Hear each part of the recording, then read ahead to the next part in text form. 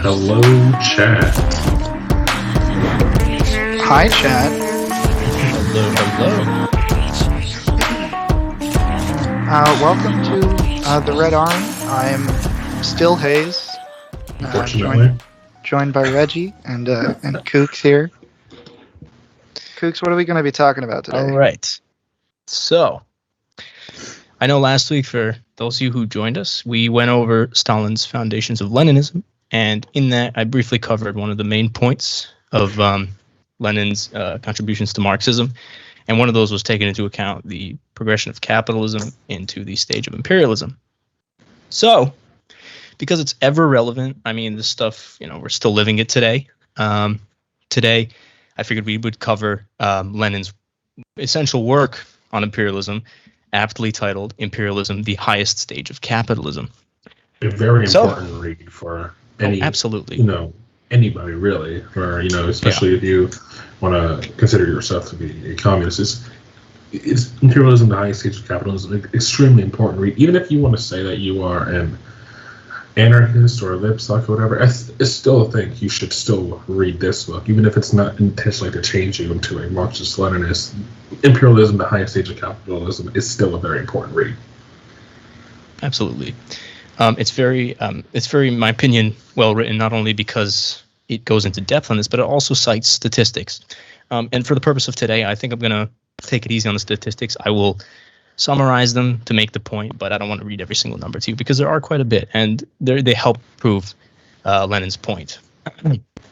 So, with that being said, let's go right into it. So, Lenin's imperialism, one of the biggest focuses, I think, of this work is pushing back on opportunist narratives. Like a lot of other of Lenin's works, he tries to push back on these problems of distorting Marxism, distorting materialism, of both self-proclaimed Marxists and non-Marxists in general. But so that's a big theme you're going to notice today, is qualifying what imperialism is, where it comes from, and how it is inevitably, as the title puts it, the highest stage of capitalism. So, without further ado, let's go right into it. So, Lenin begins. The first chapter is titled Concentration of Production and Monopolies. So, Lenin lays out in the very beginning that imperialism is capitalism. So he calls it capitalist imperialism, in that it is the pursuit of the expansion of capital, very specifically capital. So we'll go into that in depth later.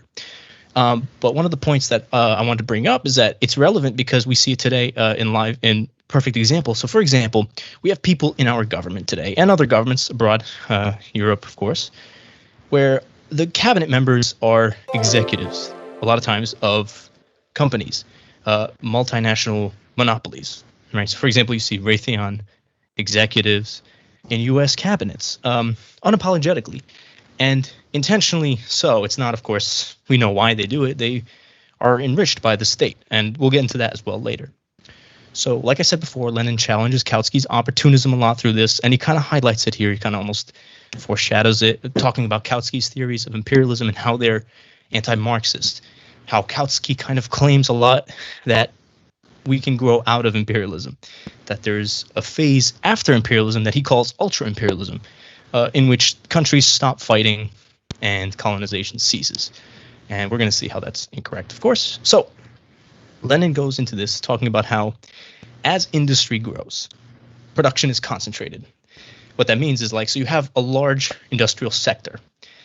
At the time of Lenin, mostly coal, mostly railways, right? We know that with people like Andrew Carnegie and John Rockefeller. So he talks about that a lot, and how what happens is they monopolize. So they sort of concentrate their power so that the early phases of competition are completely destroyed. So, and actually Marx predicted this in 1860. Marx talks about how capitalism concentrates itself, and he kind of left it at that because, of course, he wasn't in the age of imperialism, but Lenin was, and so we see what that means in the material world and what that synthesis looks like. Yep. I mean, that is what Leninism is. It is Marxism in the age of imperialism. Absolutely. Right. So Lenin lived to see this synthesis, and so he would be able to analyze it. So anyways, It's all about monopolism in the beginning. And so small businesses essentially become powerless and the monopolies become more powerful. So Lenin also explains here how World War I was intentionally an imperialist war. So it was the competition of imperialism that essentially dragged the world into a large conflict over the pursuit of competing capital expansion. Because you don't have one imperialist country, right? We have many that come out of the inevitable development of capitalism. And so they compete on the world scale. And that's how you get world wars, right? And smaller wars, of course. Conflicts in regions are mixes of colonization and competing imperialisms, which we can go into that later in terms of real examples. So, Lenin says monopoly capitalism is no accident, but it's an inevitable phase, and that's a big theme in this book. So, essentially, smaller enterprises will compete, but as one grows, it kills off the others. And capital begins to concentrate more and more in one direction, in one company. So, what happens over time is you have a crisis, which, like we said, there's an inevitable cycle of crashes in capitalism. It's not a bug, it's a feature. And what happens every time is power is concentrated even more in these companies. What happens is, like we know that Marx told us, the base of capitalism shapes and molds the superstructure of politics.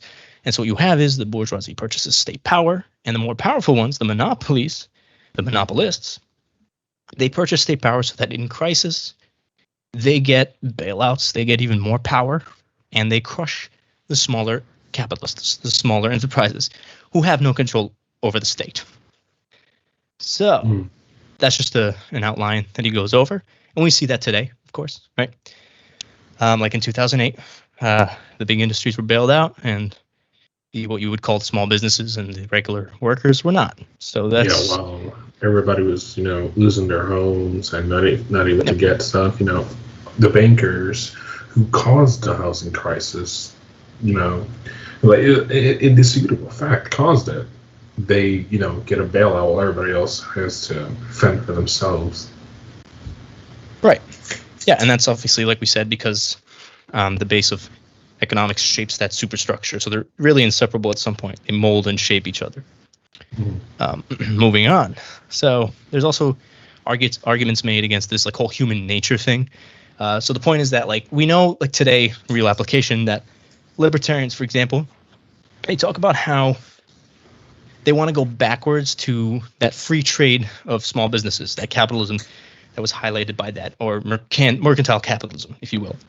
And but what happens is, of course, we know they're not Marxists, obviously, but it fundamentally ignores materialist progression of history. And so what happens is you are arguing to go backwards, but you are going to go forward again because that is how capitalism operates.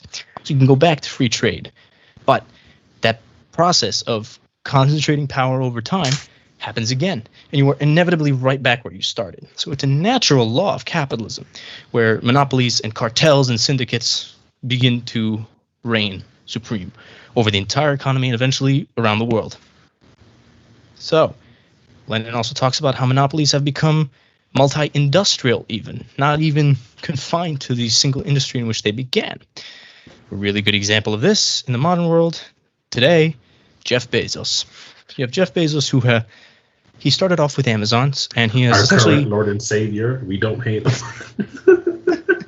Yes, Jeff Bezos, if you're watching, I love your stuff. 10 out of 10. Thanks for hosting us, buddy. Yeah, sick, dude. 10 out of 10. I love it. Excellent. Very based of you, to be honest. Oh my God. Anyways, so Jeff Bezos, he started off with Amazon, and he essentially monopolized, online consumer markets. But he went past that, of course. Now he owns the Washington Post, so he's gone multi-industrial, so essentially going from consumerism to media consumption, and now he invests a lot in housing. So he's even going into the housing industry. Amazon hosts most of the internet is on Amazon Web Services. Absolutely.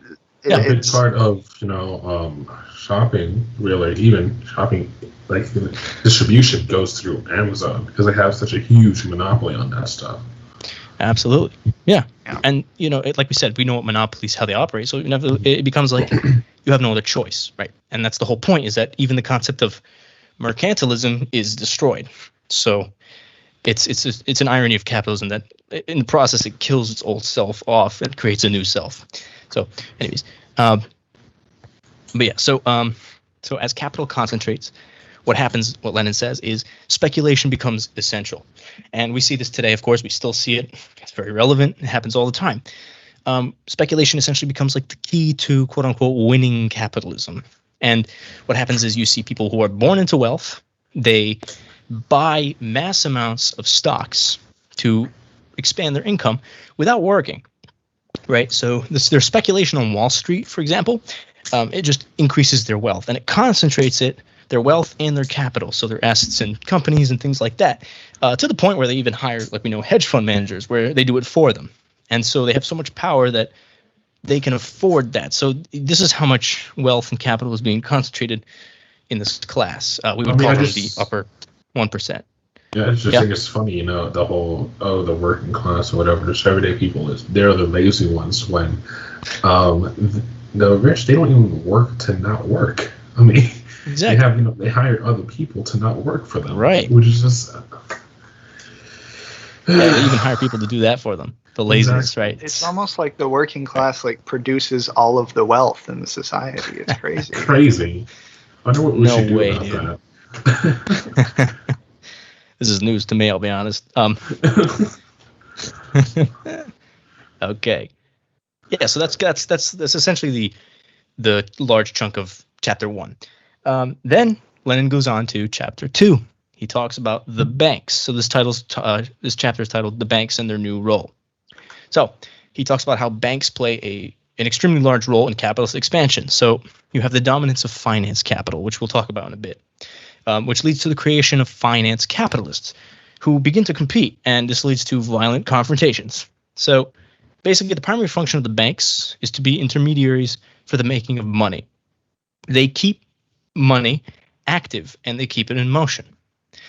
So when mass wealth is in the banks are able to, move that money around, investing it and expanding it.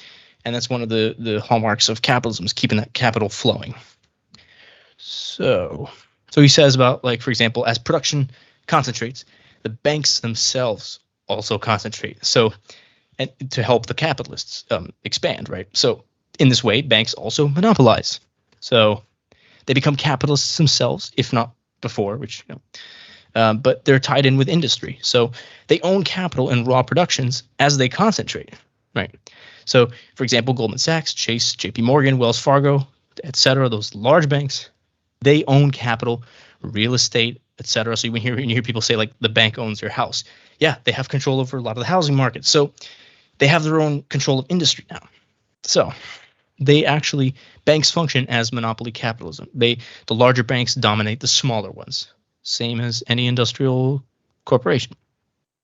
Yeah. So as monopoly capitalists work with the banks, what happens is they form together as trusts, and company executives actually sit on the boards of industries of a lot of banks. So you have that crossover, and they become inseparable in this way. So the ties. So going back to finance capital, finance capital is specifically defined as the tie between industry and banking industry. So this is when the monopoly capitalists join the bank industry, and they form finance capital. The two concentrate themselves at the top. So the banks have large amounts of capital themselves, and they become tied with the state. And so banking and industrial capital both control the state. So now you have state monopolies forming. So that's what we have in the form of the Federal Reserve and the Treasury. They don't serve the people, right? Like we know in a crisis. The big companies, they can just contract the state monopolies, like the Federal Reserve, the Treasury, to just bail them out. So state monopolies, like I said, they bail out the private monopolies and the banks. And so they become one and the same. They're inseparable, essentially, at this point. So finance capital now dominates the stock exchange. So this itself destroys whatever existed before of what we would call free competition, that mercantile capitalism. So there are connections between state monopolies, private monopolies, and banks. This is essentially the overarching theme. So I'll give you an example. It's actually very relevant because it has to do with Afghanistan. Pharma companies wanted to grow opium on the fertile grounds in Afghanistan. So what they do, they contract the state military. The state military, on behalf of these pharma companies, wage wars in these regions. And this is what we see around the world for different industries, of course. Like pharma is in the case of Afghanistan, but we have obviously oil companies is one of the most obvious ones in the Middle East, in Venezuela, and lithium, Elon Musk and Tesla in Bolivia. Those are like the main ones that we know of today, the most obvious examples. I have to tell those military recruiters I'm not about to die for an oil company. Yeah, I mean, there's also actually a point that we're going to bring up later regarding like the emotions of like losing people to imperialism and how that's consoled. Lenin actually brings that up too, but we'll go over that later. So that's chapter 2. It's in essence, it talks about the banks. So now, because he's brought up finance capital, he goes to chapter 3, where it goes in more depth into it. So chapter 3 is called Finance Capital and Financial Oligarchy. So Lenin talks about the increasing amounts of industry that are owned by the banks and vice versa. So banks involve themselves in industry to keep expanding their capital, right? So, and here's where those numbers come in that I don't want to read individually all to you, but to summarize them, he essentially shows how the investments in the amounts of large banks has increased over the years. So he cites examples like the Deutsche Bank in Germany, I believe it was the Lyon Bank in France, but those were the big banks at the time. And obviously now we have other big ones, Goldman Sachs, like I mentioned before, all those big ones. But that's at the time. So he says, actually Hilferding says in Das Finanzkapital, which he wrote in 1912, Lenin cites him. He says finance capital is capital controlled by the banks and employed by industrialists. So the banks are the people who hold the money for the industrialists, the capitalists who own the companies, right? So they are one and the same now, and that forms the institution of finance capital. So inevitably, what happens is when this process is undergone, it actually leads to bourgeois theories regarding imperialism to support it. Of course, right? There needs to be campaigns waged to actually justify its existence. So there are actually bourgeois theories regarding this progression of capitalism. So, and this is dominated by what's known as the financial oligarchy. So, and it's pretty intuitive. It's just, the control of everything, every aspect of life, right? Even the culture, the politics, the art becomes controlled by these financial institutions. So what happens is they dominate not only production and military activity, but also academia, right? So the narratives to support imperialism must be upheld, and they have to be fed to the masses. And this is what keeps the hegemony of imperialism alive. So, dark money groups will fund propagandists in universities. I think one of the most obvious examples I can cite is Turning Point USA. It's funded by oil executives, right? And we know those ideas are not inherently popular, but they manufacture them, right? They popularize them by investing in those types of ventures, and that is to keep supposed belief in imperialism high. Yeah, and any other reactionary politics, of course.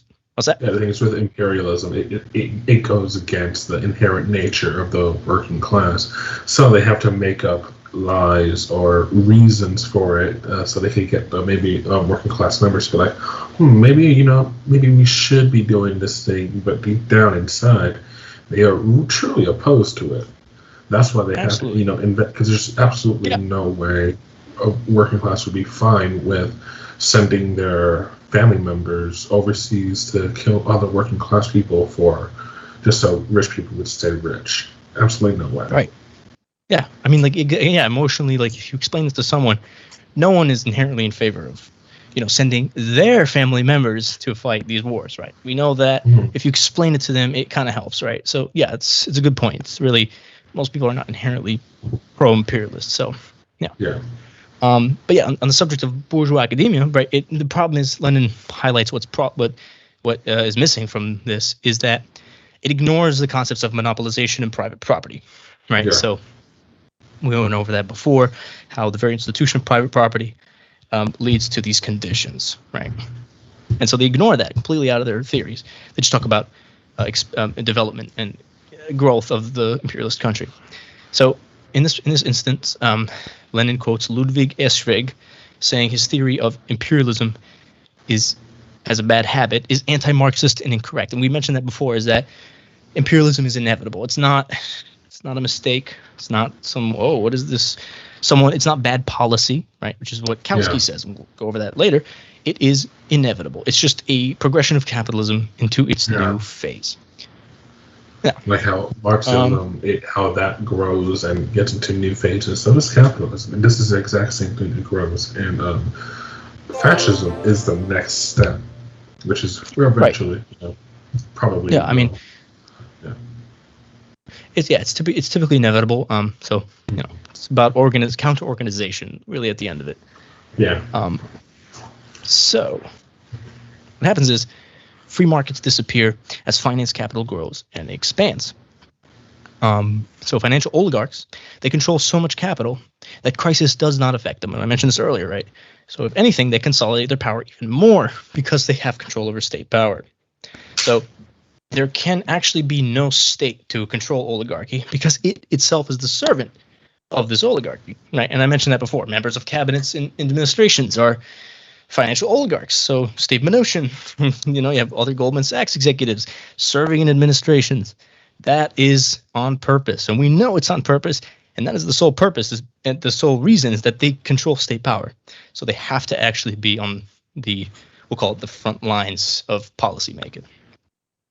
So, the capitalist state, as Lenin writes, very obviously, it cannot do anything for the working class because it is serving the finance capitalists. So this is a good point for today. I think it's a good thing to bring up. Individual politicians have no grip on the tide of state actions. You cannot, this is important because, we struggle with this a lot in terms of electoralism. You cannot depend on what you would call good politicians to try and fight imperialism because it is not policy. It is an epoch of capitalism. It does not require policy to counteract it because it itself is not policy. It is a phase. Right. So this is actually a really important point. Is that you can't have even an anti-imperialist candidate serving in what you would call a dictatorship of the bourgeoisie. It does nothing, essentially. Yeah, I mean that's why you don't really see any changes in these so-called anti-imperialists in Congress right now because at the end of the day they still serve capitalism. So capitalism wants imperialism, so it's always going to be this way. Yeah, exactly. And like I said, one person can't oppose that because it is a phase. Like I said, it's not policy. So anyways, so Lenin says that financial oligarchies will always come to control the state. This is a very important point. And I'm not going into it because holy moly, that's a whole other debate, but it's worth bringing up the very unique trajectory of China. And like I said, I'm not going into it. We'll probably do something in the future on that that's more in depth. But it's a good question to ask ourselves. Like we should observe their trajectory and respond accordingly. But that's up to them. Like I said, I'm not going to support for another time. Exactly. I'm not because I'm still learning about it myself. I won't say anything, but it's a good question to ask ourselves and just observe. Right. It's very unique. I will definitely say that. So it's good. But yeah, I'm going to cut myself off there before I cancel myself. So anyways, Lenin brings this up is that liberalism itself, it's an interesting idea. Liberalism it pushes forward argumentation over social issues to the center of the light, essentially, right? Whereby it ignores the social forces that give rise to those cultural issues in the first place, right? Which is capitalism. But of course, we have to also note that the modern phase of anti-capitalism cannot be class reductionist in this way. This is an own personal note. I'm just going to add it in because it's very important because a lot of times we acknowledge that it's class struggle, but it of course has a race character. It has a gender character now. But that's, again, something else to discuss. But it's important to note that liberalism intentionally kind of does this where, it ignores the symptoms it only focuses on the symptoms but ignores the underlying problem. Same thing with imperialism. Right. So, moving on to chapter 4. This chapter is titled The Export of Capital. So, Lenin first writes that in mercantile capitalism, or free competition, you had goods or commodities that were being exported, in the form of trade. But under imperialism / monopoly capitalism, or moribund capitalism, whatever you want to call it, capital is exported, not goods. So, basically, he writes that capitalism develops sporadically. So what happens is you have a superabundance of capital in what he called the developed countries, which we would typically call Europe, the United States, those kind of nations, the exploiting nations, we'll call them. So in these countries, the banks get larger and the capitalists get more wealthy. Monopoly corporations form in these countries as a result of consolidation of power. And what happens is the superabundance of capital leads to the necessity to expand internationally, because capital has to stay in motion, right? So there's actually, I'm going to quote Lenin here from the book on in my edition, page 65. The quote is, "The export of capital greatly affects and accelerates the development of capitalism in those countries to which it is exported, while, therefore, the export of capital may tend to a certain extent to arrest development in the countries exporting capital. It can only do so by expanding and deepening the further development of capitalism throughout the world." So the point here is that in the countries that we export capital to, or we colonize, conquer, if you will, we actually breed, if they don't have, we create a proletarian and bourgeois class in those countries. And so they're controlled by the exporting nation's bourgeoisie. Yeah, the class dynamics. The bourgeois class in those countries sell out the people to foreign, exactly. Yeah, right. Developed or exploiting countries. Mm-hmm. Right. Yeah. So the entire class conflict actually itself becomes beholden to the bourgeoisie of the developed country. But yeah. So essentially, the bourgeoisie of the overabundant exporting nation, they can actually now control the development of the countries it exports to. So it can determine how fast or how slow they grow, what industries are going to dominate their growth. And of course, this is bad because it takes control of development and growth from the people of the country itself. And we've seen that time and time again. So it's been shown. We have many examples. Venezuela is actually a really good example in terms of like their reliance on oil for growth. It's not inherently their fault. It's because of the bourgeoisie of the dominating nations before Chavez. They kind of they made the country over-reliant on its oil sector for growth, such that whoever takes power, if they want to continue growth and keep it for the people, they do have to rely heavily on oil until they can expand outside of it. But that's a different topic. So hold on, Cooks. I think we have a fascist in the chat right now. Yeah. We should take some time to acknowledge what's going on. But I know I didn't want to interrupt your train of thought, Cooks. But don't worry. So okay, I'm cool. interested. 7 in the chat here. It ties in directly to what we're talking about. So they've asked. They said initially that fascism is the opposite reaction of communism, which some people took some problem with. So Quiche made the statement: fascism is the bourgeoisie's fighting force, and that's where the conversation is. Where okay, cool 7 here doesn't really side with that. So if you want to kind of dive, he did say each fascist country wanted the best for itself and to keep communists away in a simple explanation. So, I mean, it is a simple explanation. This much is true. Yeah. It was definitely a reaction to keep the communists away, but I mean, yeah. Why don't we go into what purpose fascism serves? In what its role in capitalism and imperialism is. It definitely does have a bigger arise when there is communist and socialist struggle within the country, when there is a vanguard or a party, or when it comes a threat. It definitely has an increasing chance for it to arise. But fascism itself is not an oh well, the communists are here, so let's just do this fascism thing. It's not it's not a direct reaction of it. Much easier for it to happen, sure, but Yeah, I mean, so fascism rises as proletarian sentiments and party organization rises because they are directly challenging the capitalist order of things.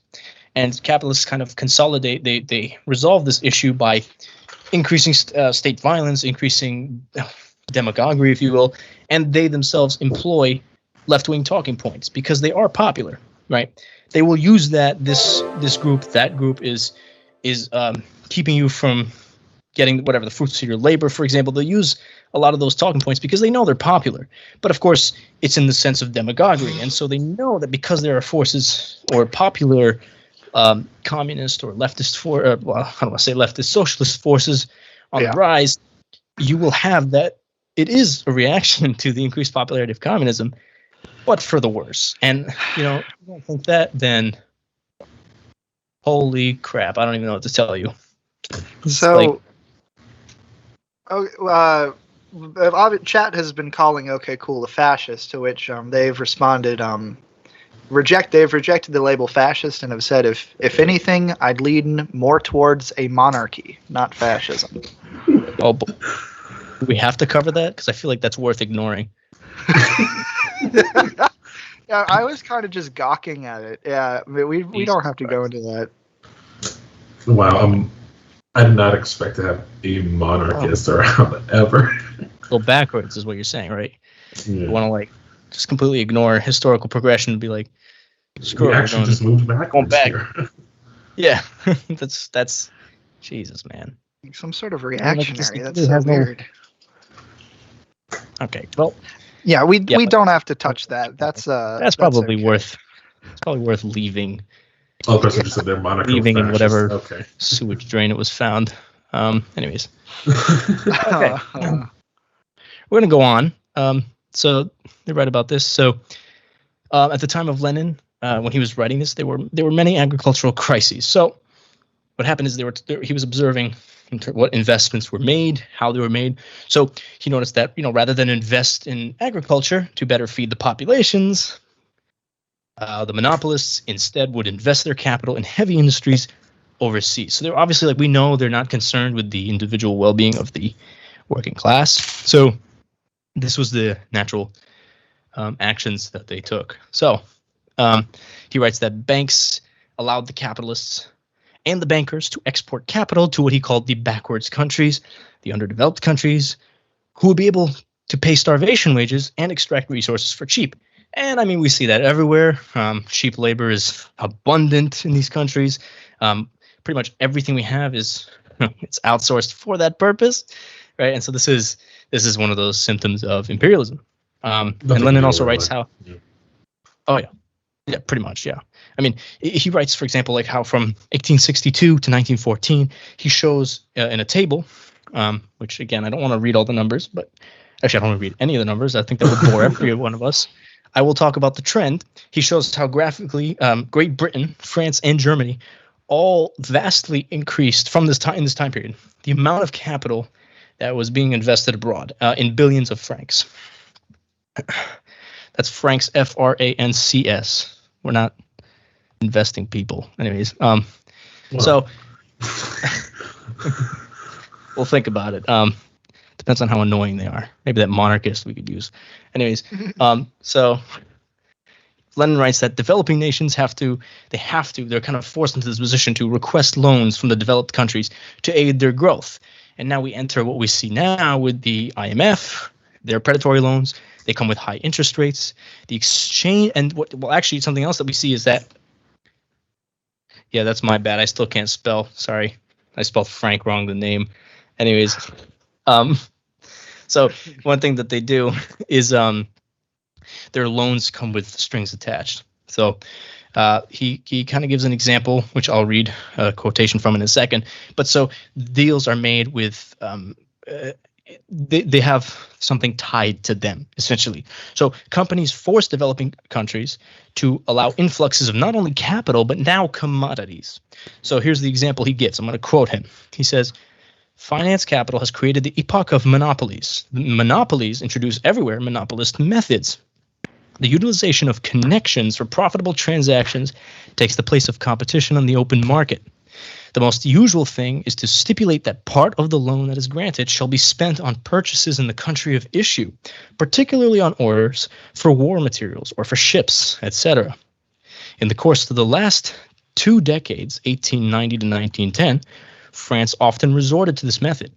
The export of capital abroad thus became a means for encouraging the export of commodities. So, what this means, France would give out loans to these countries that were developing, that it was developing.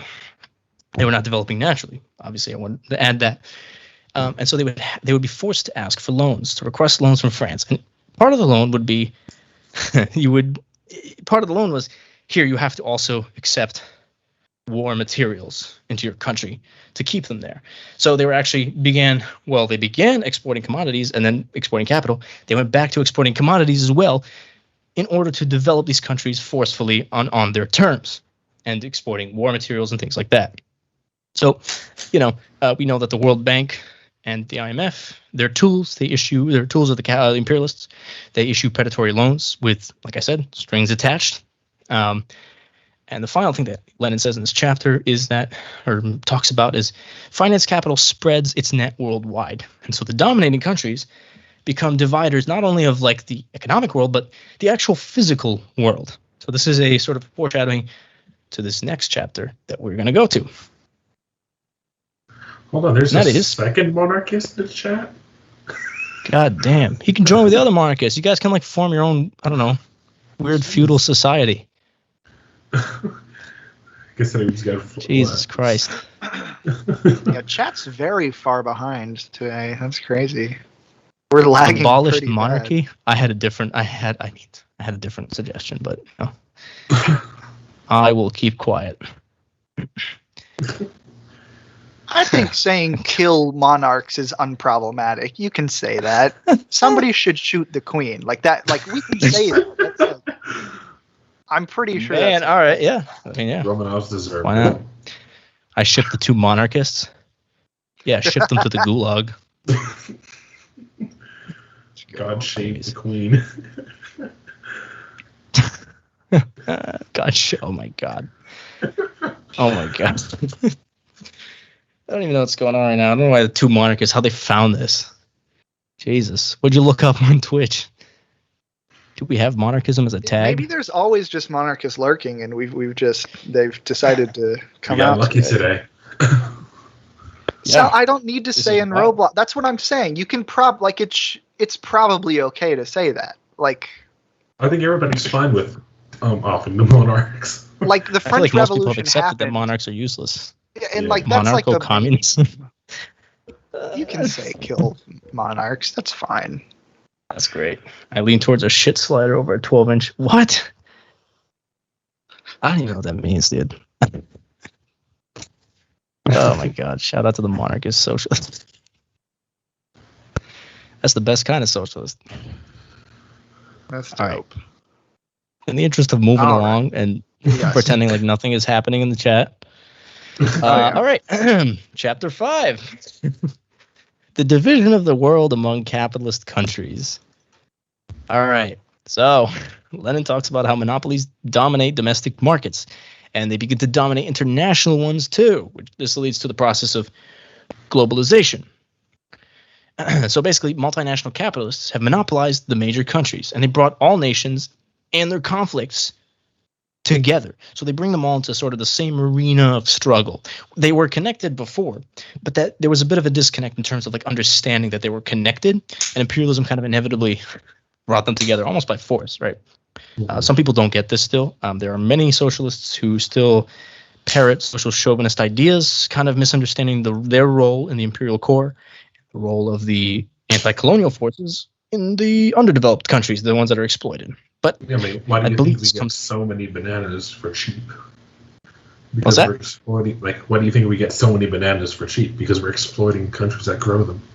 Yes, that's a perfect example. You can get them at any time of the year, right? Mm-hmm. And that's intentional, right? It's because like we exploit those markets, so you can go out of season and just find these products, right? These fruits. Whoa.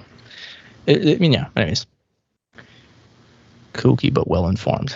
Yes, I would describe I that. wasn't insulting you in chat. You're not allowed to look at chat, Kooks. Read your stuff. Read your guts. How am I not supposed to pay attention to chat? It's hilarious. Anyways, but moving on. The monopolists essentially begin dividing the world itself physically among themselves, because once capitalists dominate their home markets, you eliminate competition, you enter the phase of moribund capitalism. So they have to expand to justify their actual existence. So what happens is they go abroad, they export their capital, otherwise they crash and are destroyed. So they have to expand their capital, their wealth, because that is the defining feature of the capitalist. So, but here's the thing: Lenin also likes to intentionally points out that it's not inherently out of malice. So, but rather I would describe it as psychopathy and a necessity for the justification of one's existence. So, a lot of times these capitalists, they don't lead forces of colonization because they actually believe that this country is backwards, right? They use that to justify it to the masses. And this is where you get xenophobia and racism and chauvinism. It's where they all come from, essentially, is the justification of this expansion. They understand that they have to expand because it justifies their existence. It's a natural law of capitalism that they have to expand. So, that's why Lenin talks about see how a destruction of the climate change, because they always have to continue growing and growing and growing and extracting. Yep. But the problem is we have extracted far too much. We have grown too much. There's nowhere else to go. So we're just taking whatever else there is, and now it's destroying the environment as it is. Oh yeah, exactly. Right. Yeah, all these issues start to tie together, like the climate issue and colonialism. So, so reiterating once again, that the concentration of capital now goes abroad, and the monopolies start to merge. So they kill each other off in pursuit of control of the global markets. So he cites an example here, which is very trademark of what we might see today. So in 1900, Germany had an economic crisis, and this resulted in the consolidation and the concentration of power to, at this point, he's talking about electricity companies. So they consolidated. So there were fewer electricity companies after this crisis was dealt with. They formed a cartel or monopoly. And a similar thing occurred in the U.S. So you had the Edison Company and what was known as the AEG, or General Electric. And they formed a corporate alliance. They merged and formed one larger monopoly. All right. And in the theme of Lenin, he goes on to criticize Kautsky, his own personal punching bag, which I love. But anyways, so Kautsky's claim is that as imperialist powers grow, they will no longer fight for division of the world because they become dominating. A lot wrong with this, but we'll go over what Lenin says. So this assumes the malice of the bourgeoisie. So he kind of thinks that they're doing this out of malice, so rather than a natural product of capitalist progression. And in essence, the capitalist class, it's always going to compete internationally because they must grow. So if you reach a domination of the world, that implies stagnation of growth, which can never happen. Otherwise, it destroys the justification of capitalism to begin with, and it needs to justify its existence by continuously growing. So peace can never be achieved. That's why we see an increase of imperialism. Exactly. What is it? Manufacturing consent. Because guess what? Since it is starting to slow down, a lot of it is starting to fall apart. So they're just scrambling right now. Oh yeah. I mean, like what's the quote? I don't remember the quote, but it was like if they weren't like scared of this movement, they wouldn't need their propaganda.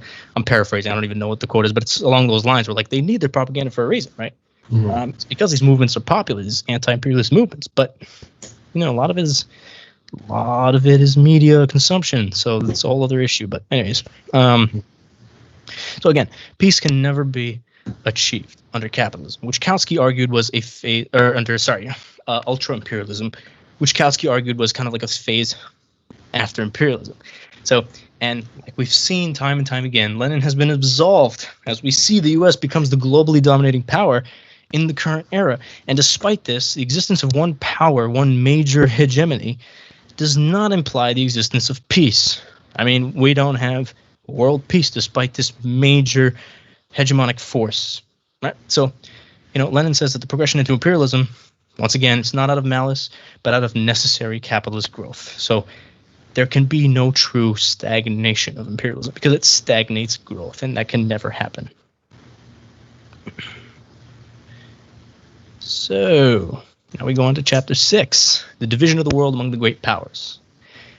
So now that the colonies are controlled by the major imperial powers, these powers now have to fight amongst each other for control of the colonial regions. So in this trade stage of capitalism, it led to the age of finance capitalism. And so Lenin gives the example of British politicians initially being anti-imperialist, but then slowly becoming pro-imperialism or pro-colonialism because imperialism was keeping the United Kingdom rich. So essentially the events of the political field, which are the superstructure, were the resultant from the events of the economic field, or the base. So we have this return to this idea of the base and the superstructure. So one molded and shaped the other, and eventually they maintain each other's existence. This is what happened. We see it. He saw it exactly in the transition of what the politicians were saying. So Lenin quotes a notorious voice of Cecil Rhodes. And for those of you who don't know who Cecil Rhodes is, I believe he was a journalist in the UK. And at one point, Theodore Herzl wrote a letter to him talking about the potential of colonization of Palestine. So this is an imperialist to the max. So Lenin quotes him to kind of show the lack of apology for the imperialist position. So I'm going to read this quote from Cecil Rhodes so you have an idea of what they were thinking at the time. And actually, we kind of see these sentiments, it's not shocking, but we see these sentiments a lot today as well. So Rhodes says, I was in the east of London yesterday and attended a meeting of the unemployed. I listened to the wild speeches, which were just a cry for bread, bread, bread. And on my way home, I pondered over the scene, and I became more than ever convinced of the importance of imperialism. My cherished idea is a solution for the social problem, i.e., in order to save the 40 million inhabitants of the United Kingdom from a bloody civil war, we colonial statesmen must acquire new lands to settle the surplus population, to provide new markets for the goods produced by them in the factories and mines. The empire, as I have always said, is a bread and butter question. If you want to avoid civil war, you must become imperialists. So, it was a very popular position because it built the exploiting countries. And we still see this today with self-proclaimed socialists who don't understand that, in the developed world, you have this such uneven development, right? And this breeds chauvinism and opportunism. And we'll go over this later because, Lenin goes more in depth. So, once again, Lenin says it again, imperialism is a symptom of capitalism. And he talks about how the number of colonies actually increased greatly from 1876 to 1914. So, at this point, he starts to push back against this unjust claim that he believes only capitalism breeds imperialism. It's a common thing where people kind of say, like, oh, you think like other systems can't lead to imperialism. But like we said, imperialism is a function of capitalism. It takes the form of finance capital, but it is not inherently unique to capitalism. Because, for example, the Roman Empire was not exporting capital because it didn't have the commodity form, didn't have this semblance of societal value of this form. So they did have expansion, but the imperialist expansion under capitalism is very unique. And it will be unique in any system that grows into domination of the world. But so this is unique, like we said, Lenin says, this is unique to capitalism, this form of imperialism. So Lenin writes that capitalist imperialism is the search for raw materials. I mean, we know this with the oil companies. So I'm going to quote Lenin here. Lenin says, finance capital is not only interested in the already known sources of raw materials.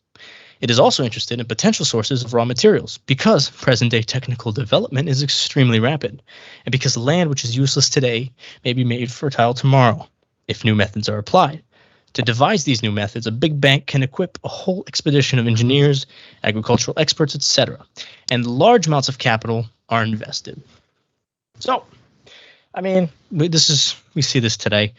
Oil companies intend to set up rigs in the Middle East. The whole basis of the Iraq War was the oil. We know that. And if you don't, now you do, I guess. It was because Saddam was starting to nationalize a lot of the oil Every time.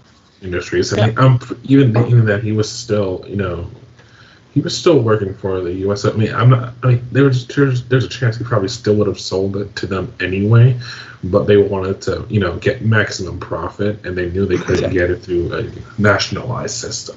Listen to Blowback Season 1, wherever podcasts are sold. All about that shit. It's really good. Yeah. Because, I don't want to, throw, Saddam Hussein off the hook, like, oh, well, of course. But yeah, he was trying to nationalize, the industries, because he's a comrade.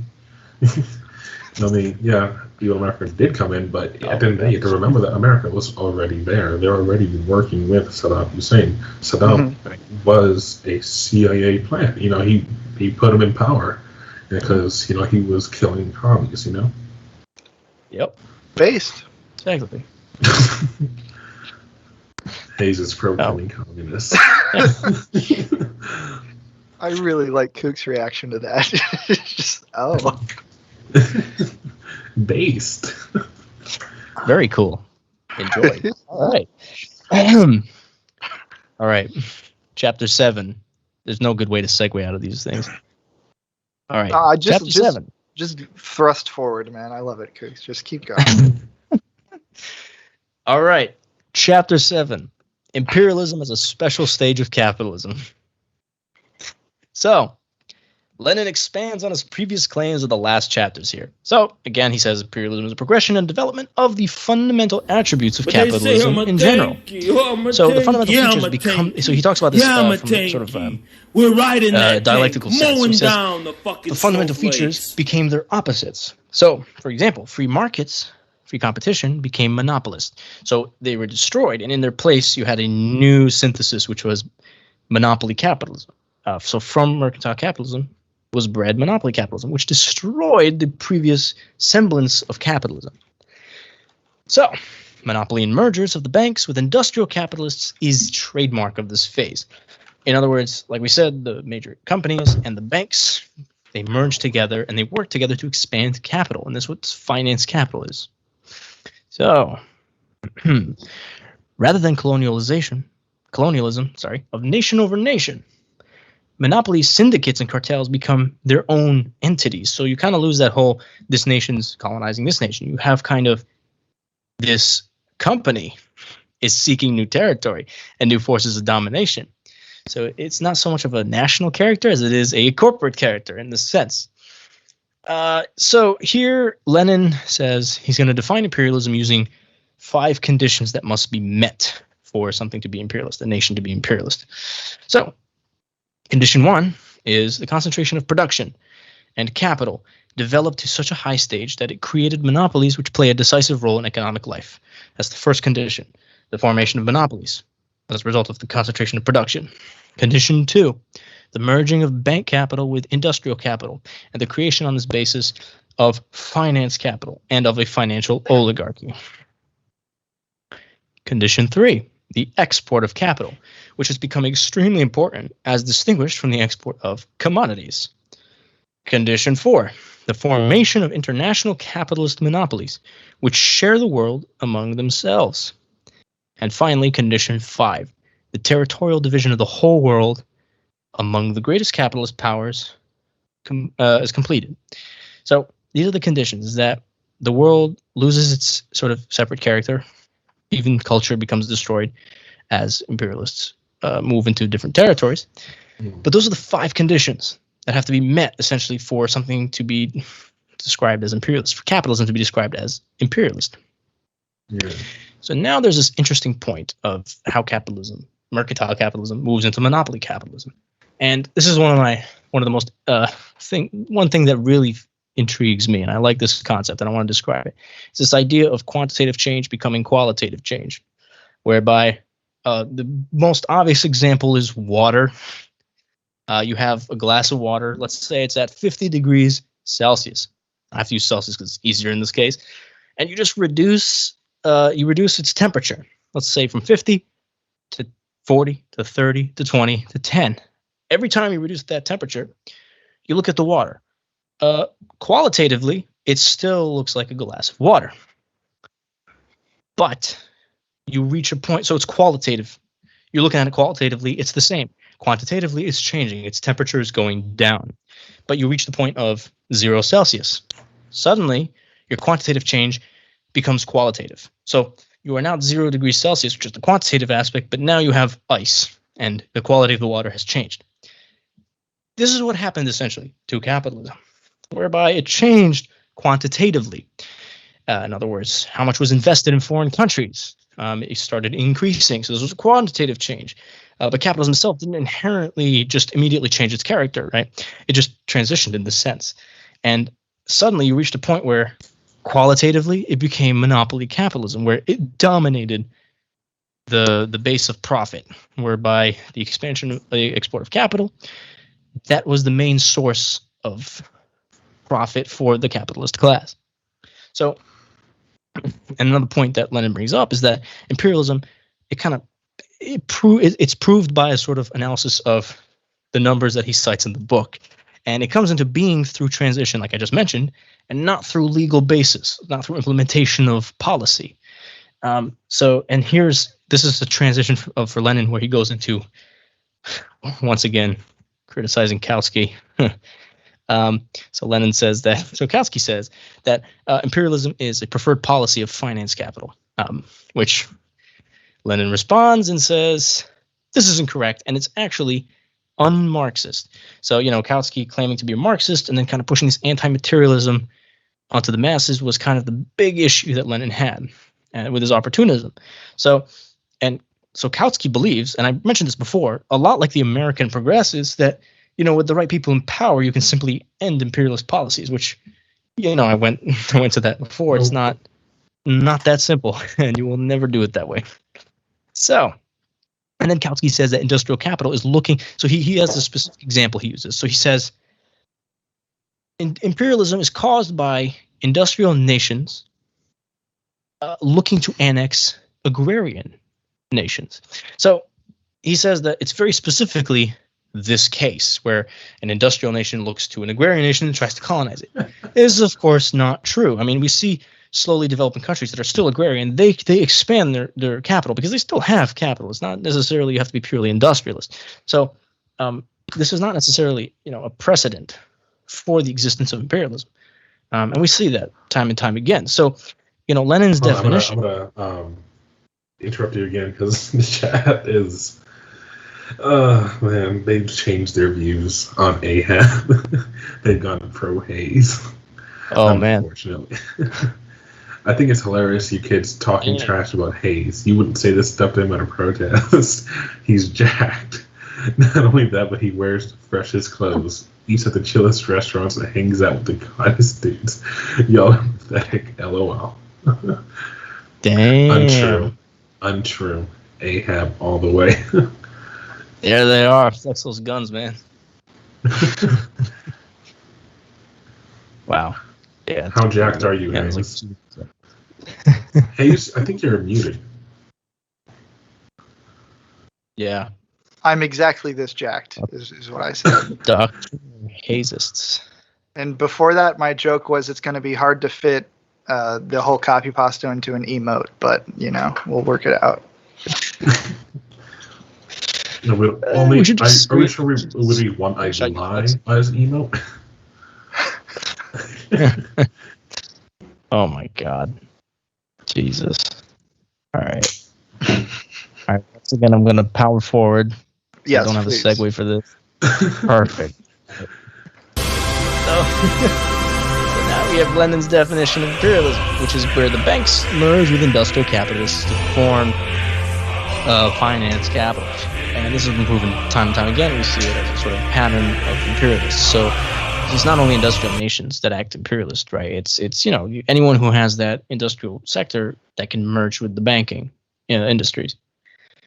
Anyways, so basically capitalists, they don't discriminate over who they conquer. And so here Lenin kind of briefly quotes Hobson, who Kautsky says is actually incorrect in analyzing imperialism in overly political sense. But Lenin actually says that yeah, it's correct to analyze imperialism in this way because it becomes political, right? And that's the whole basis of base and superstructure. So, but that's sort of a fleeting point. It's not inherently as essential. So, basically, this is the point where Kautsky says that there's going to be a phase following imperialism called ultra imperialism. So, and this is the point where Kautsky says that the major powers are going to join and have a capitalism without war, and we all kumbaya and party and whatever. I don't know, but so this this kind of assumes that the colonized people have no say in their colonization.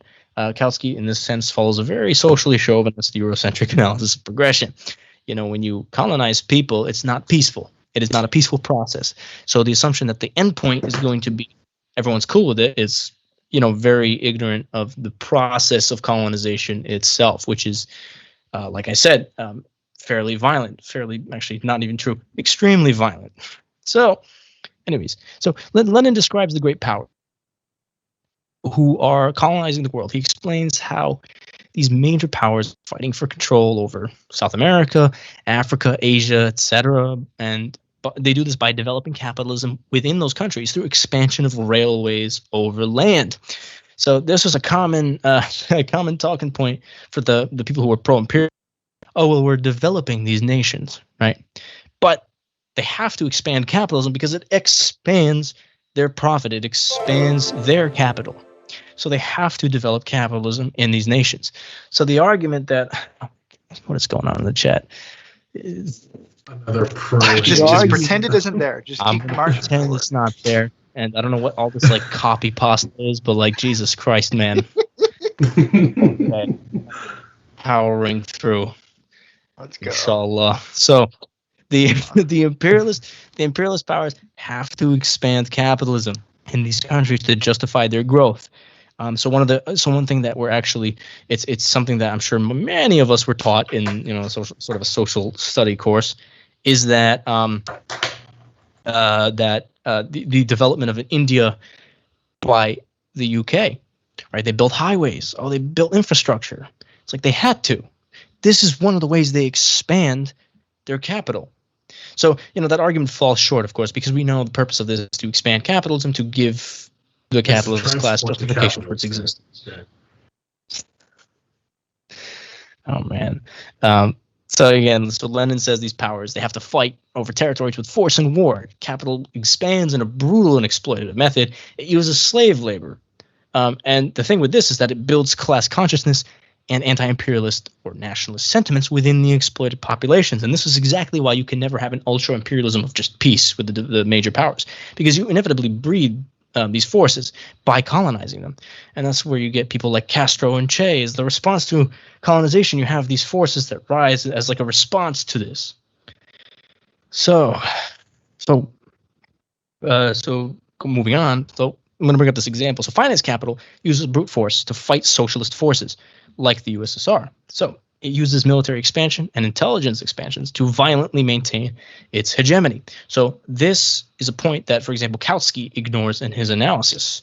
He ignores this with his idea of progression into ultra-imperialism.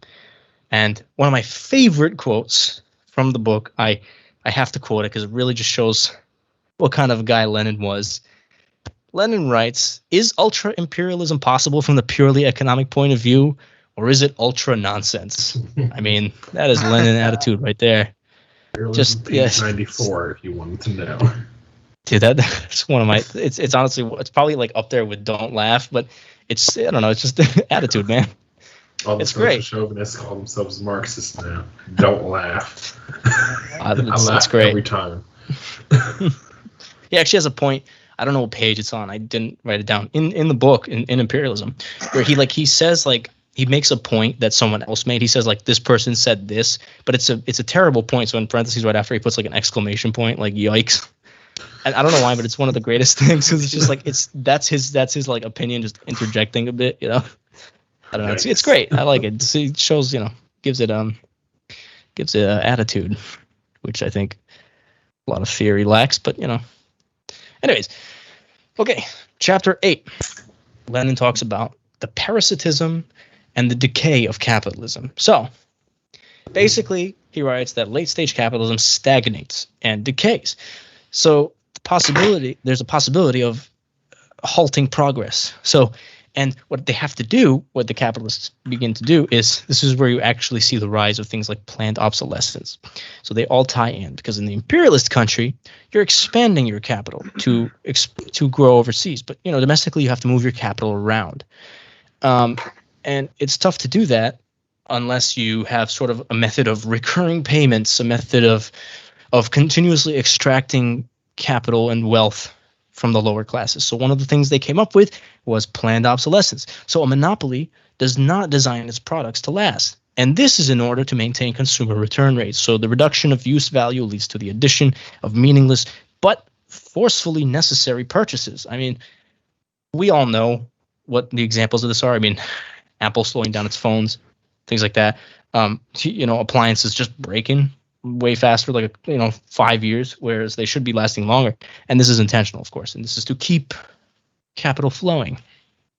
So Lenin has a good example of this. He actually cites a bottle making company. So this is a quote from him. He says, the German bottle manufacturing cartel purchased Owens's patent, but pigeonholed it, refrained from using it. So in this instance, I forgot the guy's first name, but he made a patent for a sustainable or a strong bottle.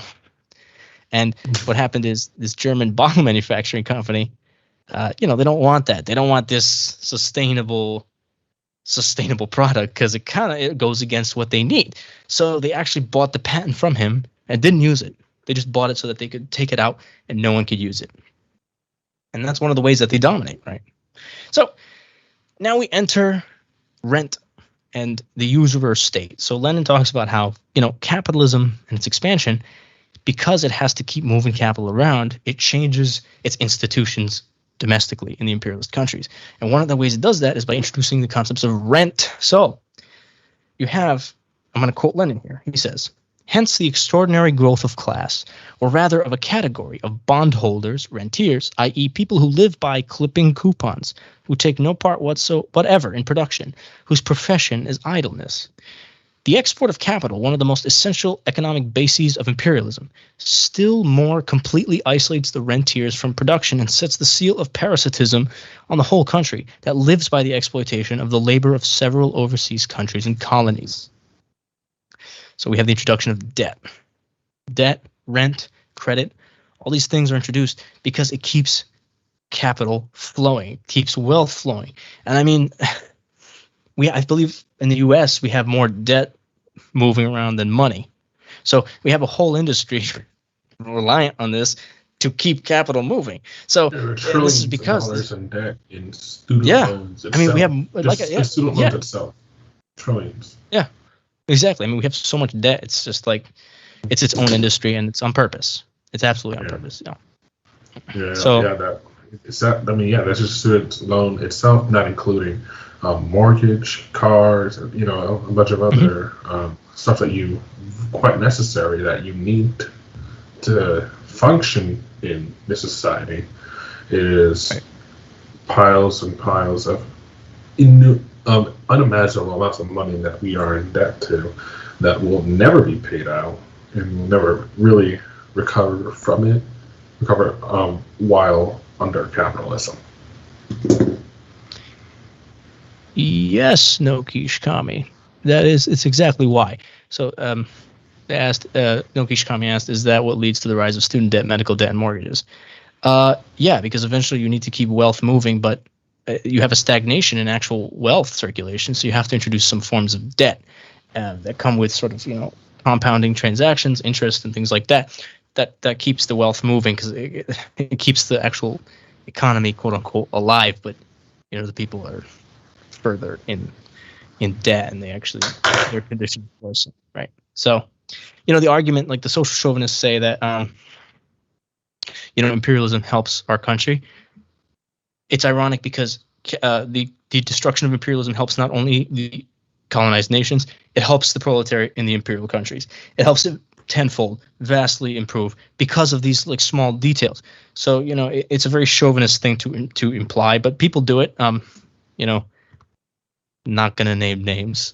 We have a few people in mind, I hope, but there are people who push these narratives of I'm going to parrot U.S. State Department, and it serves them. It absolutely serves them, and it's dangerous. It's extremely dangerous because it keeps support of imperialism high, even among the so-called socialists. So, okay. So actually, Lenin writes. He writes, quote, "The world has become divided into a handful of usurer states on the one side and a vast majority of debtor states on the other." And that's the point I was making, where you have loans now moving, right? Not even concrete, like physical wealth, but assets, loans, dividends. These things move. And so actually, here we go. So the industry of debt keeps capitalism alive and expanding. So, quote, "The relative importance of income from interest and dividends, issues of securities, commissions, and speculation is on the increase in the whole of the national economy." This was written by Schultz Gewernitz, who Lenin quotes multiple times. I believe he was an economist. I'm not entirely sure. But so basically, debt with interest replaces immediate transactional profits, and this keeps capital flowing and profits increasing. And like I said, there's more debt moving than actual money in the U.S. Moving on. Lenin explains the two forces that weaken empires as they become parasitic. So the first thing you have is economic parasitism. So you have subjugated regions building economic nationalism, and this breeds the necessity of intervention, but it weakens the imperialist powers. That's the first point he makes. The second is the formation of armies in the subjugated regions composed of subject races. So colonized people are essentially set up to fight each other. So perfect example is the Contras in Nicaragua, artificially funded forces by the imperialists to fight anti-colonial, anti-imperialist forces.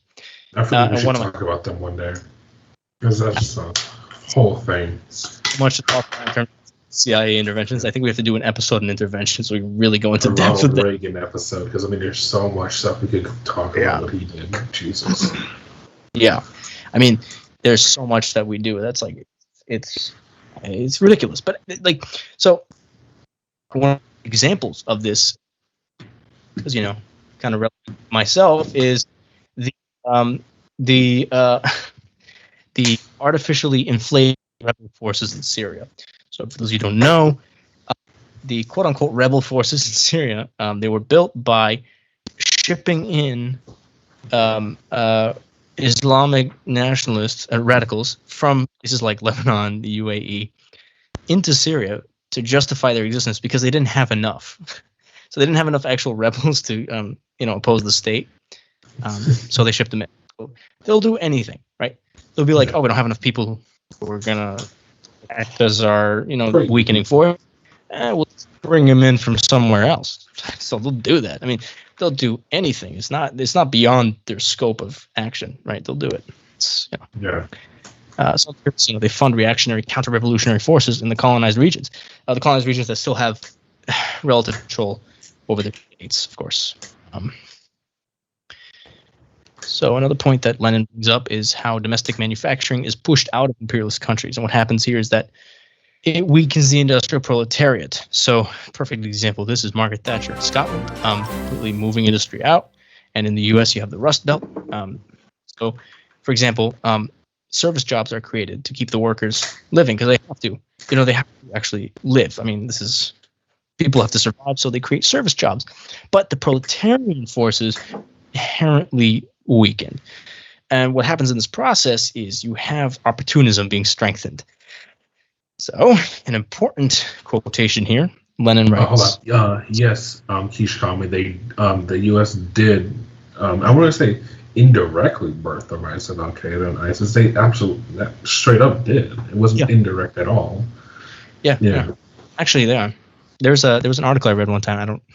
I find it at some point that also about how creation of ISIS was also something that that Israel was involved with as well. And I believe a former defense, attorney in Israel admitted to that after. I can find the article. I'll probably post it at some point. But it's important because all these colonial forces are contributing to this, and it's intentional.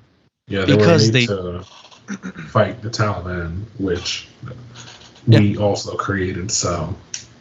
And the reason we created because of their anti-communism, the strategic advantage that came with it, but also look at the language that conservatives have been using in regards to how based the Taliban is. After we've pulled out, like, we like them for a reason, and it's because a large section of our, one, I guess, faction of our bourgeoisie is incredibly conservative and reactionary. Well, they're all reactionary, but specifically conservative, Also, Keish, you said, I think someone said that Israel was involved in the creation of Hamas. That is true. It was to stop the rise of a very popular party, the Popular Front for Liberation of Palestine. And so they did create Hamas to not only to create a boogeyman, but to also stop the rise of the PFLP. Because at the end of the day, it's always about stopping communism. Right. They were. Which, by the way, for the PFLP, I recommend reading this. It is pretty good. You can find it on Fourth Sword Press. Yep. Put the title in the chat, Reggie. Right. That's true. Put in, I'd say.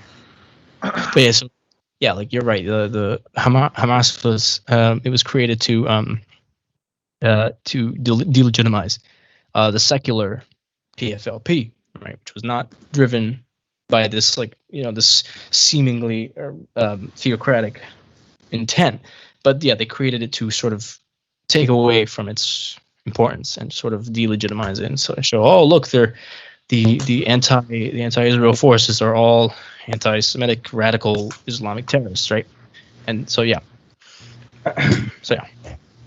but that's an important point to make, I think. There was an article somewhere that I could, if I had it on me, I would link it right now, but it does go over the whole blowback of creating Hamas in Palestine. Okay. So like I said, so because service jobs are created and the proletarian sort of forces are weakened, opportunism becomes on the rise in the proletariat of the imperial countries. So I'm going to quote Lenin again. He says, imperialism, which means the partition of the world and the exploitation of other countries, which means high monopoly profits for a handful of very rich countries, creates the economic possibility of corrupting the upper strata of the proletariat, and thereby fosters, gives form to, and strengthens opportunism. This, like I said, this problem still plagues us today heavily. And this is why, in my opinion, I think one of the biggest sort of setbacks that we have right now is this very strong presence of social chauvinism and opportunism. And I think this is a major force that's kind of keeping revolutionary organization from seriously progressing. It will progress nonetheless, but we have to actually fight against those narratives, because a lot of them do hurt revolution and its narratives and what we're trying to do, right? So it is a force to consider. And sort of a quick side note, Lenin actually talks about this as well in What Is to Be Done, which is his pamphlet he wrote in, what was it, like 1906 or 1905? I don't remember. Addressing the problems that they were facing at the time. And he mentions at one point how, bourgeois theory or bourgeois talking points are more developed, and so they're much easier to spread into the population. And so you really have to fight against those narratives.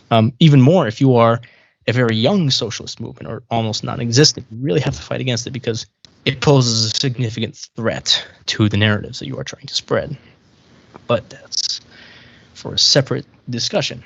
Okay, so Lenin also goes into how the poor workers become separated from the upper stratums of the proletariat. So a good example is how culturally a lot of workers in the U.S., and I'm sure other countries, but because we live in the U.S. and I know this firsthand, they look down on certain jobs.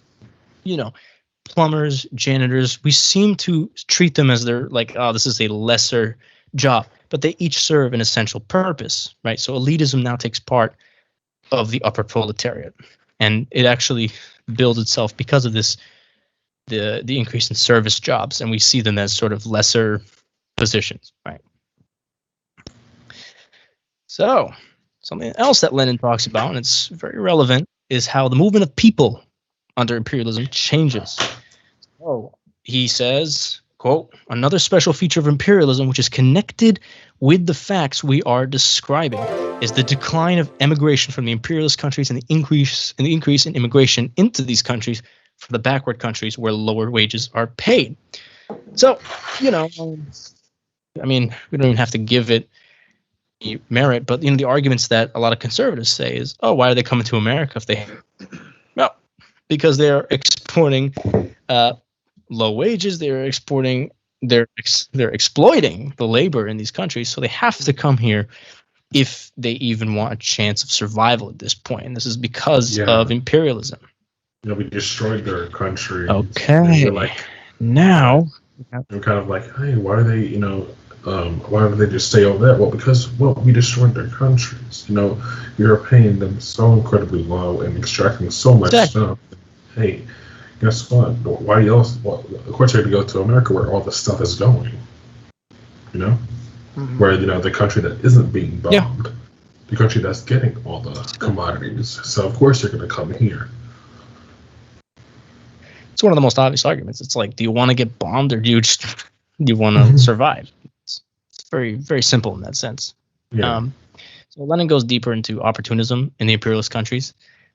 So I'm gonna sort of put in a relevant note to the current times, which is that social democrats in the U.S., Europe, and others, they all desire to reform capitalism, but they ignore the glaring contradictions and miseries that are fostered in the age of imperialism, and that's a direct result of capitalist progression. So I'm going to quote Lenin again. He says, quote, imperialism has the tendency to create privileged sections even among the workers and to detach them from the main proletarian masses.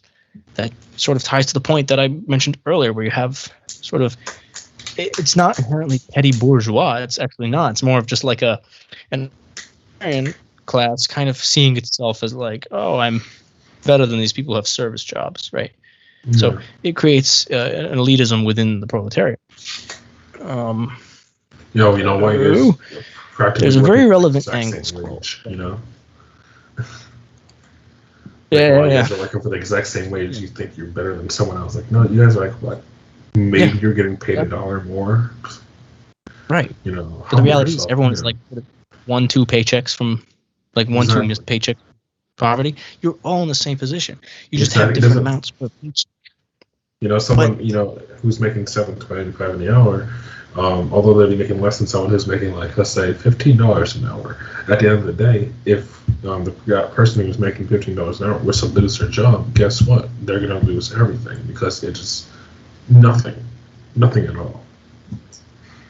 Exactly. There's nothing to make sure that they live in place. Right. You have a different wage, but you're all the same distance from poverty, basically. The way I would put it, you know, you're right there. Anyways, so Engels is quoted here by Lenin, and this is one, I think, I'm going to just read it, and if this doesn't describe exactly the U.S. today, then, I mean, I don't know what else can. Engels says, you ask me what the English workers think about colonial policy? Well, exactly the same as they think about politics in general. There is no workers' party here. There are only conservatives and liberal radicals, and the workers merrily share the feast of England's monopoly of the colonies and the world market. I mean, that's just the U.S., of many countries, of course. But since we live in it and we see it, this is exactly what Engels is describing, is this petty, conservative, liberal, but overall acceptance of imperialism and embracing of it. So it's obviously very relevant, and so it's a very, very accurate description, in my opinion, of what we're seeing today still. So here we go. So Lenin says the proletariat and imperialist countries, they have to fight even harder against opportunism and bourgeois policy to reject all concessions. So he writes, quote, opportunism, therefore, cannot now triumph in the working class movement of any country for decades, as it did in England in the second half of the 19th century. But in a number of countries, it has grown ripe, overripe, and rotten, and has become completely merged with bourgeois policy in the form of social chauvinism. And again, I've gone over social chauvinism. We have many social chauvinists in the U.S. It's not an uncommon phenomenon, but we have to fight even harder against it because we are in the imperialist country. That's the point that Lenin makes. Mhm. Okay. Chapter 9, the critique of imperialism. Lenin writes about the dialectical relationship of oppressor and oppressed. So the common belief is that if imperialism ceases, it shall impoverish the imperialist countries. The social chauvinists are actually, they become more infatuated with being in the wealthiest nations. This is a common sort of trope we see, right? So he actually, he has a quote on my edition on page 111. He critiques the Spanish-American War. So he quickly quotes Lincoln, the president. He says, Lincoln says, when the white man governs himself, that is self-government. But when he governs himself and also governs another man, that is more than self-government. That is despotism. Now, Lenin points out that this quote falls short, right? It does not take into account the dominance of finance capital in this context. It's sort of, he says the conflict, it's not just of the white man dominating the non-white man, but it's also the dominance of finance capital. And this narrative of the domination of the white man over the non-white man becomes the justification for the masses. And again, you reach a phase where your anti-capitalism cannot be without anti-colonial character. It has to adopt it because this is the current synthesis of capitalism. It's what we are in today, and so you can't just treat it as a class struggle as well. It also becomes a race struggle, and so resolving those issues. But again, it's a topic for a different video, a different stream. So Lenin writes about a reactionary non-Marxist belief, and that is that imperialism is a failure of capitalism when it eliminated free trade. And of course, this is incorrect because it rejects materialism and the progression of the material world. Again, the inevitable outcome of imperialism is imperialism from mercantile capitalism, right? So we can only go forward, basically. We have to destroy capitalism and build socialism. We can't go backwards to free trade capitalism because it is purely reactionary and ignores dialectical materialism.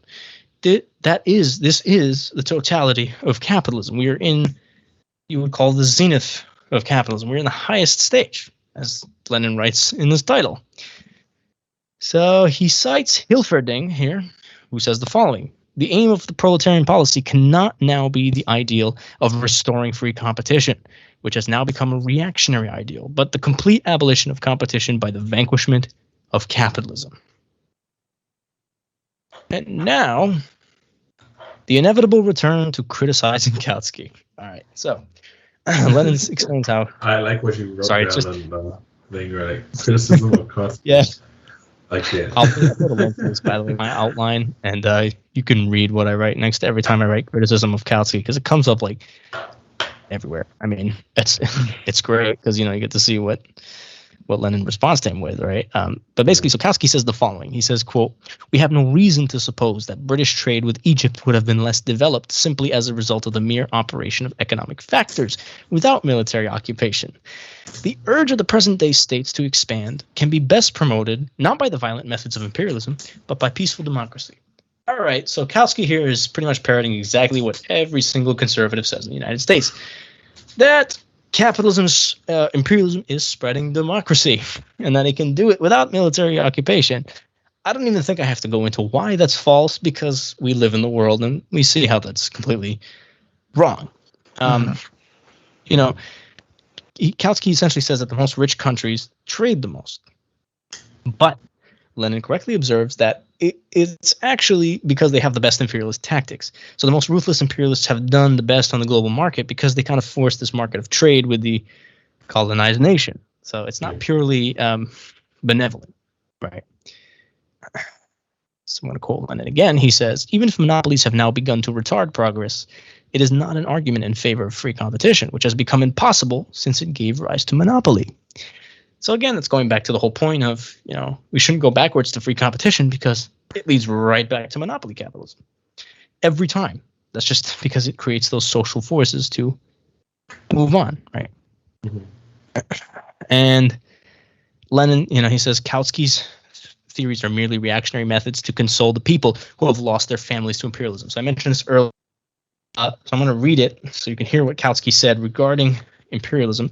He kind of does it as a way to, like I said, console the people who have lost essentially, family, a lot of things, their conditions to imperialism. So this is a quote from Lenin. So he says, the only objective, i.e. real social significance Kautsky's theory can have, is that of a most reactionary method of consoling the masses with hopes of permanent peace being possible under capitalism, distracting their attention from the sharp antagonisms and acute problems of the present era, and directing it towards illusory prospects of an imaginary ultra-imperialism of the future. Deception of the masses. There is nothing but this in Kautsky's quote-unquote Marxian method. So Kautsky's just kind of consoling the people. He's kind of almost trying to, and I think we see this a lot today, where we kind of initially, I would say like a liberal sort of way, we try to convince ourselves, oh, we can have peace under capitalism. It can provide peace. But, there's the slow realization is that, no, you can't. No. And that is just because of how capitalism is. I give it a day before it's like, no, I have to go back. Oh my God. But yeah, so there's no peace under ultra. Is this right? He says, and I'm going to quote him again. He says, peaceful alliances prepare the ground for war, and in their turn grow out of wars. The one is the condition for the other, giving rise to alternating forms of peaceful and non-peaceful struggle out of one and the same basis of imperialist connections and the relations between world economics and world politics. So, the periods of peace don't indicate that imperialism has brought peace, but rather that it's preparing for the grounds of war. And, it happens, right? I'm making a prediction here. Us leaving Afghanistan, it's not going to be permanent. But I think we'll see how that pans out. And, I'd love to be proven wrong, but we know how the imperialists operate. There is a lot of wealth in Afghanistan. They even write about it. It's unapologetic at this point. So we shall see that path as a prediction. Yeah. But again, moving on. So that seemingly peaceful era is essentially kind of like a preparation for recalibrating, essentially, because they have to grow. They have to find a way to grow, right? Yeah, so, I also think I don't think the pulling out of Afghanistan is going to be permanent at all. I don't think so. Absolutely not. I mean, listen, absolutely. I'd love to be proven wrong, but I don't think so. I think we eventually would be going back sometime, maybe not for a while, but it's going to happen. Right, they have to. So they grow. So, imperialism essentially robs nations of their sovereignty and identities. So it's not only capital that's forced onto these nations, but culture as well. So it forces into the sphere of conversation that we have to discuss racism, chauvinism, xenophobia, etc. within the imperialist nations, right? And again, I have to make this point: the left is not exempt of these sentiments because we see them all the time. We have imperialism forces culture on other people. And we don't experience it here, but the forcing of culture changes not only individuals, but it changes collective communities and how they behave. And so, I've personally seen this in terms of, because I have family still back in Syria. You see the changes, and you see the changes of the people who have to come here because they're forced to. They have no choice, so they move here because the dominance of capital and Western culture has permeated into their sphere of influence, and so they have to come here, and it changes their cultural behavior. And as we know, or as I can tell you, the culture of the Middle East is very collectivist. It's very much a community-based culture. And so when you come here and you force this individualism and competition of capitalism, of completely unbridled capitalism, but also of monopoly capitalism, and these sentiments start to rise in them as well. So they themselves become xenophobic, and you see that change in them. You see these intolerances. So it does permeate into other cultures, and it's very, very obvious. So moving on, the final chapter, chapter 10. The place of imperialism in history. So here, Lenin kind of he reiterates all his points, basically. He says capitalism is imperialism. Right. Social democracy, caring politicians, moving on and on, they cannot be the remedy to the ailments of the conditions, and I've gone over that before. Lenin explains that there are 4 principal stipulations that create monopoly in this stage of capitalism. So monopolies arise out of the concentration of production, like we said, at a very advanced stage of development. As industrialization occurs and firms concentrate their power, metropolitanism takes hold, and a repeatable phenomenon. We see this in the country. So all the people move to the cities, and this is where all the sphere of influences kind of grow.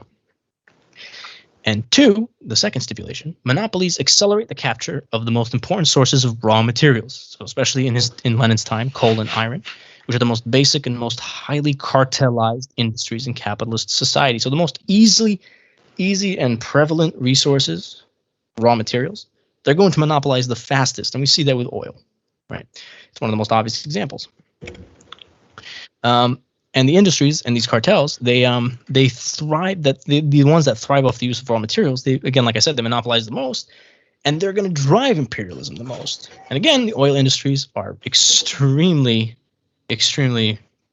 easy proof for that. Stipulation 3, monopoly has sprung from the banks. All right, banks essentially go from intermediaries of capital into monopolists of finance capital, with industries and institutions owned. And so as capital accumulates, the capitalist places his assets into these banks, who they collect interest and purchase their own capital, like housing. They enter the housing market. They become tied to industrial capitalists. And in this way, finance capital is formed. And the final stipulation, stipulation number 4, is that monopoly has grown out of colonial policy. All territory is captured, and this leads to finance capitalists to battle amongst themselves for those colonies and to maintain control of their economies. And, one of them is going to win, inevitably. Ours going to concentrate in one of their hands. Then Lenin reiterates the concepts of parasitism. So there's the uneven development of nations. You have nations pushing their industrial labor overseas, and this leads to anti-union conflicts and these sort of struggles of labor rights. You have imperialist nations becoming rentier states that rely on debt, and therefore have to engage in the transfer of this debt to avoid their decay. So, and this is honestly a perfect prediction of, like we said, the rise of these debt industries in the U.S., like student debt, credit, mortgages, things like that. That's where they come from. And then he reiterates about opportunism, and I'm not going to go into that too deep, but again, fighting it is essential. Then he goes into imperialism, how it arises from the very conditions of capitalism itself, the base of production. The whole base of capitalism is owner and owned. It begins as bourgeois and proletarian, becomes dominating nations and dominated nations, under control of monopolies and finance capital. So the rise of imperialism, we've said many times, it's inevitable. It's simply the transition of capitalism from its mercantile phase to its moribund monopolist phase. Quoting Lenin, "From all that has been said in this book on the economic nature of imperialism, it follows that we must define it as capitalism in transition, or more precisely, as moribund capitalism." Next, Lenin talks about reactionary analyses of imperialism.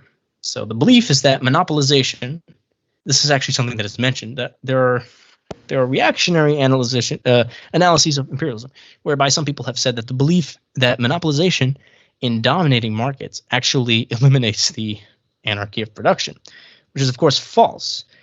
So anarchy of production is an idea that is explained detailed more by Engels, for example, in Socialism, Utopian, and Scientific, I believe, where he talks about how the problem with capitalism is that there's no observation and control of production on a more focused scale, and that's where you get distribution crises. They don't distribute it properly because you have that anarchy production. So the common belief among these reactionary analyses regarding imperialism is that, hey, if you have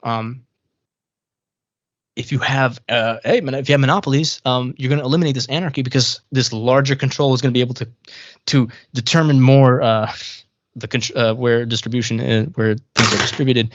And of course, we know that's false. It's not how it is, because monopoly capitalism is not really concerned with the specifics of productions. it's it's more concerned with just controlling these industries, right? So you don't eliminate on the lowest scale that anarchy. Yeah. All right. So the final thing, Lenin talks about going forward, and he's talked about this before.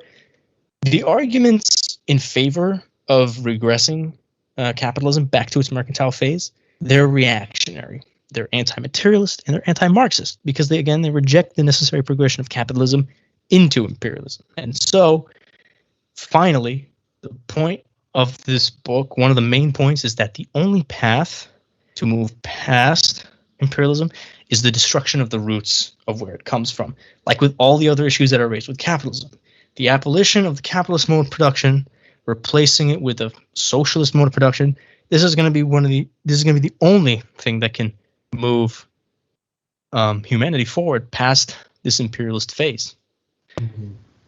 Yeah, and because the people that wanted to go back, it's just going to be like a yo-yo, basically. Just go imperialism, and oh no, we have to go back, and then instead of going to imperialism again, oh no, we have to go back because that's just that's the whole text shows us that's just the natural progression of it. Exactly. Right. You haven't removed it. It goes right back to this, like, also, the Engels quote from Authority, where he says, you're not removing the social forces that give rise to, in this case, we'll say imperialism in the first place, right? He talks about the state there, but it's the same thing where those conditions are there.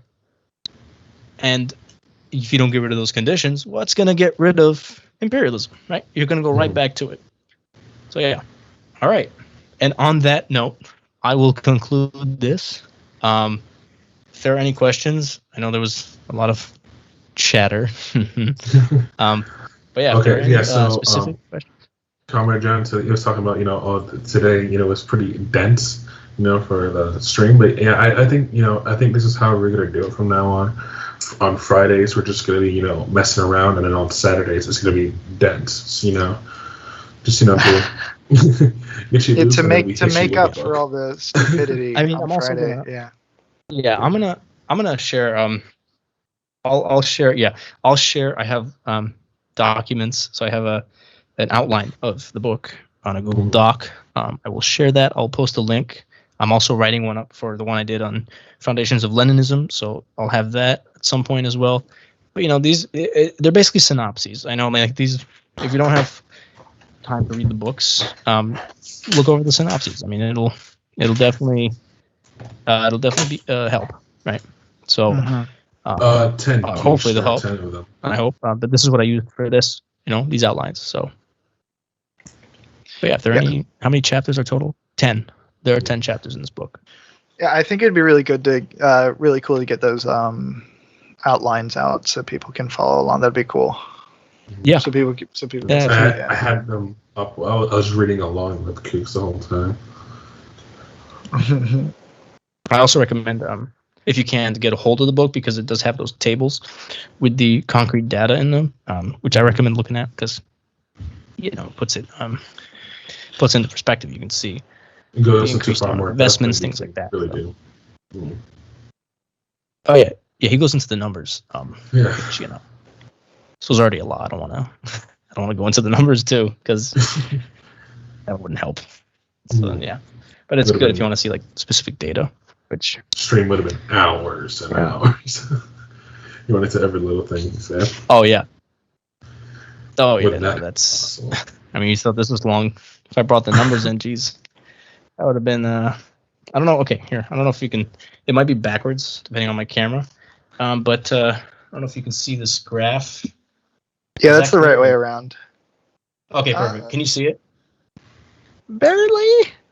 Oh God, yeah. I mean, sorry, it's not going to be, but like that's an example of like one of the tables, which is he talks about the export trade of Germany. So like, I mean, he talks about the countries that are financially from 1889 to 1908, they all jumped up like 47% for Romania, for example. The reliance of Argentina on Germany between those years jumped 143%. So.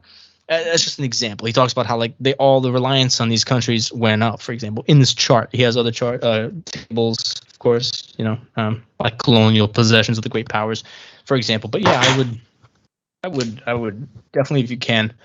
I mean, it's on Marxist.org as well. I believe the tables are there too. I don't know, I haven't checked, but yeah, if you can get a hold of the book too, just to see it. If we could. That I'm helps.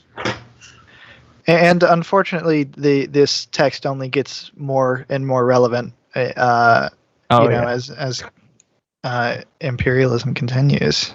Can I post a link? You may post a link. Yeah, you should be able to post links. I don't think we have that turned off. Oh yeah.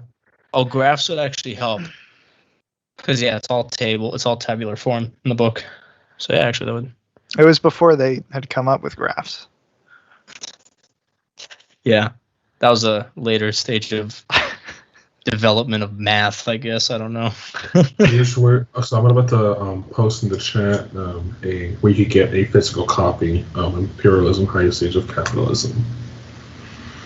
If you want. Chapter 2. All right, wicked. Yeah, we support FLP, probably official bookstore of the Red Army.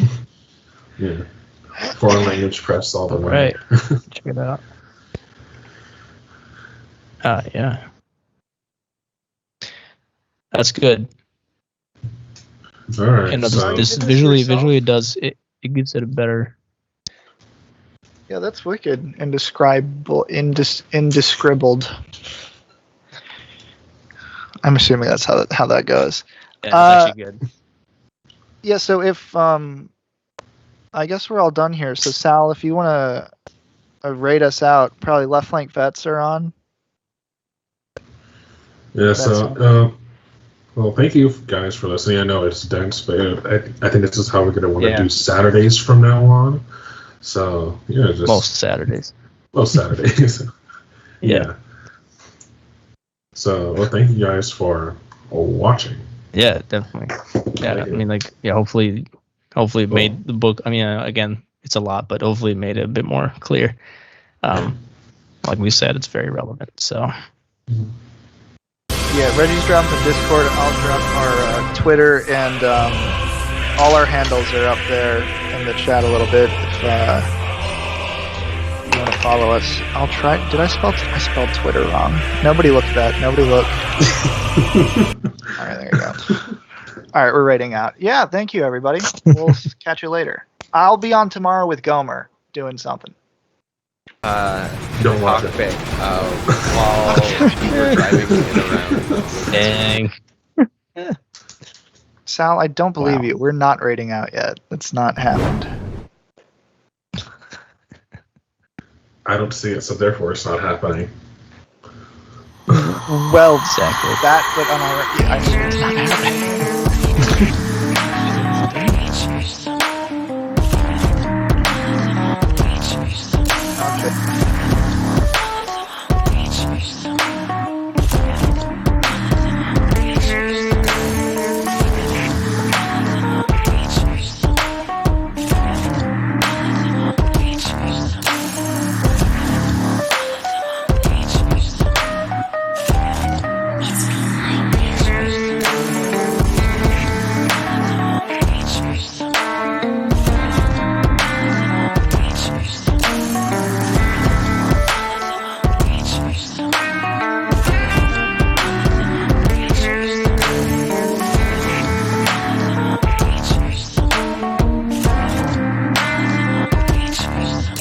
Hi, Sal.